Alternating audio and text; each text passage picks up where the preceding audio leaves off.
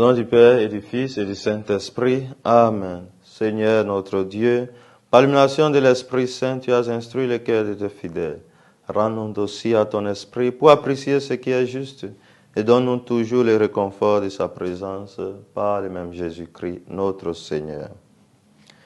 Évangile de Jésus-Christ selon saint Marc.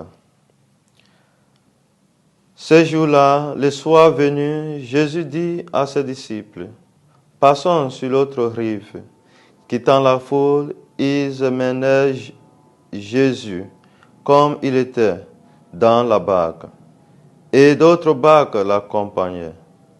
Souvent, une violente tempête. Les vagues se jetaient sur la barque, si bien que déjà elle se remplissait.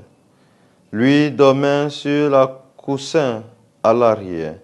Les disciples le réveillent et lui disent, « Maître, nous sommes perdus, cela ne te fait rien. » Réveillé, il menaça le vent et dit à la mer, « Silence, tais-toi. » Le vent tomba et il se fit un grand calme. Jésus leur dit, « Pourquoi êtes-vous si craintifs? N'avez-vous pas encore la foi? » Saisis d'une grande crainte, ils se disent entre eux, « Qui est-il donc, celui-ci, pour que même le vent et la mer lui obéissent? » Acclamons la parole de Dieu. Louange à toi, Seigneur Jésus. Aujourd'hui, samedi 28 janvier, nous fêtons le mémoire de saint Thomas d'Aquin. Chers fidèles du Christ, dans l'évangile d'aujourd'hui, on est présenté avec quelques images. Barque, vent, disciples et Jésus lui-même. Une interprétation populaire est que la barque signifie l'Église, le vent, les difficultés, les disciples, les fidèles, et Jésus reste toujours Jésus. Cela est toujours et bien vrai. Fidèles du Christ, cela est bien vrai, mais nous pouvons aussi l'appliquer à nos vies personnelles. Mes chers fidèles du Christ, nous sommes tous dans la barque de ce monde et nous rencontrons bien évidemment les problèmes de la vie. Mais la question est celle-ci. Est-ce que nous avons Jésus dans notre barque?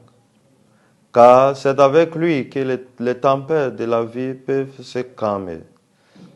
Saint Thomas, dont nous célébrons aujourd'hui, a eu aussi les difficultés dans sa vie. Mais il avait Jésus toujours avec lui dans la barque de sa vie, de sa mission. Et voilà pourquoi il n'a jamais eu peur. Parce que le vent obéissait celui qui est avec lui. Chers fidèles du Christ, quand nous nous retrouvons au milieu des vents, c'est-à-dire les difficultés, les crises, les persécutions de la vie, supplions le Seigneur qui viendra toujours à notre secours. Supplions le Seigneur à qui même les tempêtes, même le vent de la vie peut se calmer. Et que Dieu nous donne ces grâces de toujours mettre notre confiance en lui, maintenant et pour les siècles des siècles. Et que Dieu Tout-Puissant vous bénisse, le Père et le Fils et le Saint-Esprit. Amen.